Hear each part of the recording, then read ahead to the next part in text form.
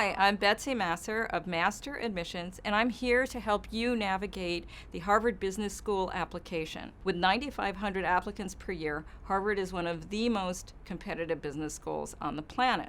The screencast that follows will show you some of the hidden areas within the application that will allow you to demonstrate some of your unique qualities and express who you are in your own way.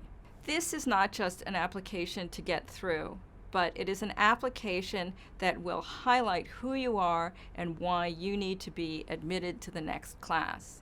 The essay is just one area to shine. The application, however, has lots of short answers and hidden moments for you to be able to express yourself in a unique way that differentiates who you are and make sure that your answers are more than just words on a page. Now, before we start, get a pad and a pen because you might want to take notes. Please note that I'll be going through only parts of this application. I'll be skipping over the areas that are self-explanatory, highlighting only the areas where you can offer some unique insight into your candidacy.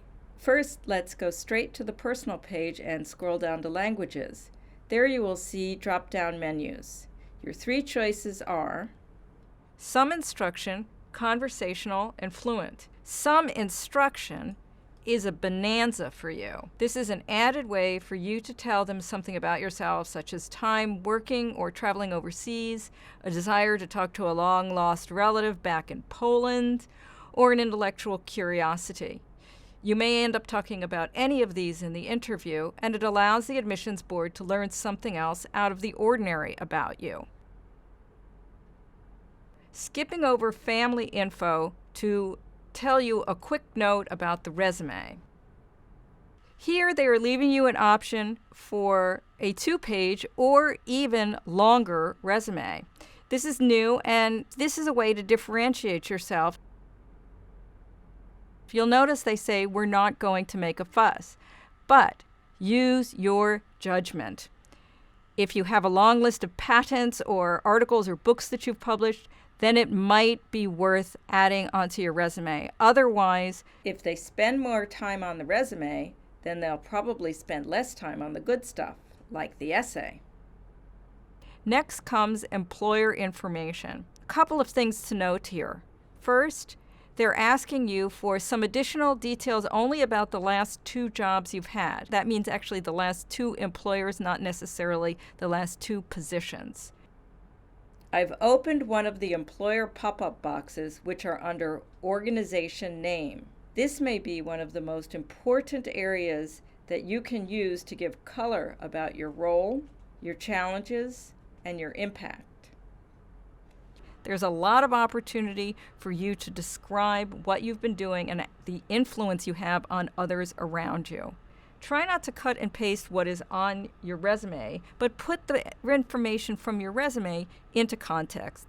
You have 250 characters, 2 sentences, about 45 words. There's a lot of material, and you want to be articulate. The best thing to do is to craft your answers outside of these text boxes, which are not that easy to use. Use your Word program or use a pen and paper to do some editing to make sure it says what you want it to say. You have to fill in every single text box within in order to be able to save.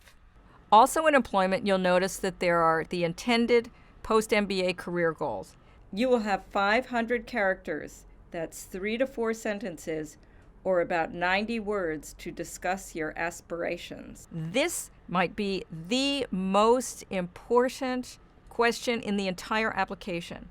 Think of this as your elevator pitch. Briefly tell us more about your career aspirations. This is not a short-term goals question. It is a question asking whether you are part of the HBS mission to educate leaders who make a difference in the world. Next comes education. The most interesting part of this is the non-degree coursework. Like the section on languages, this is another part of the application that offers a different angle on who you are. I like that they give suggestions that offers you an opportunity to talk about other things you have done, such as taking a Coursera course or maybe other professional certificates. I'm skipping extracurricular activities, awards, and recognition because they should be self-explanatory. So I want to move straight to one comment about the recommendations. If you search Wrangling Great Recommendations on this site, Poets and Quants, you will find links to quotes from admissions officers and other experts on the ideal recommendation strategy.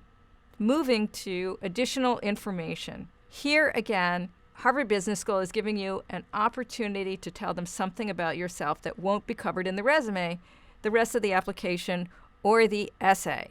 Notice what they're asking you. They'll say, did we miss anything? But also, they're inviting you to tell us a fun fact about yourself, or just to say hello. However, do not use your 500 characters, 85 words, or your 4 sentences to tell them how much you want to go to Harvard Business School.